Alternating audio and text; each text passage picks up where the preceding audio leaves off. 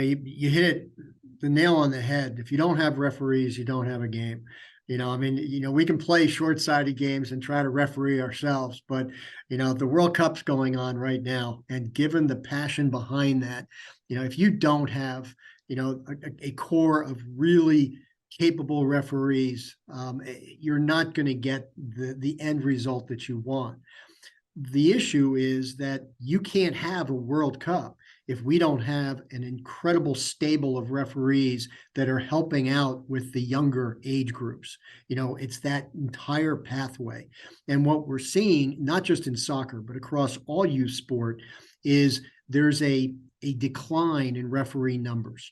And not only are we having a hard enough time getting people to say, oh, I want to be a referee, how do I sign up? That's tough in itself, but we're also not keeping referees in the game longer.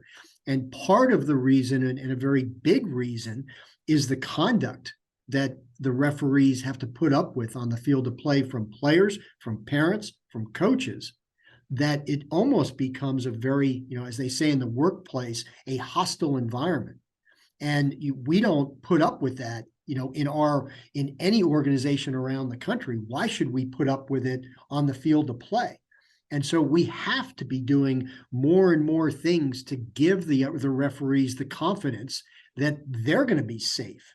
And so we've done things like we've teamed up with the St. Louis Sports Commission that have come out with a campaign called Let Them Play. And it's a great campaign with educational resources, signage for events, but it really, it goes down to no ref, no play. And so we're trying to do that, but we've also just, we're about to announce the hiring for a new position here at USYS, which is a referee development manager. And again, it's to be able to be out there to support all of the efforts of our state associations, the clubs, the leagues, the teams, to be able to ensure that we provide the ammunition, the educational support, to hopefully create some behavioral change so that the sidelines are still as loud and raucous as they can be, but it stops from crossing the line to being belligerent and hostile against the individual that's out there doing their best to make the call. And I'll end on, there's one difference that I wish every parent and coach understood, was that, before a team takes the field, they practice an awful lot.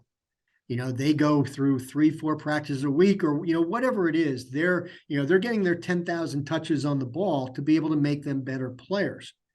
With referees, often their first exposure is on the field to play. They don't have practices that they go to. Games are where referees practice. And the only feedback they get, especially at a league game, is the feedback they get if they have their linesmen. When they come together, they can talk a little bit, but it's not like they've got a coach or parents that are kind of helping the kids get through their side.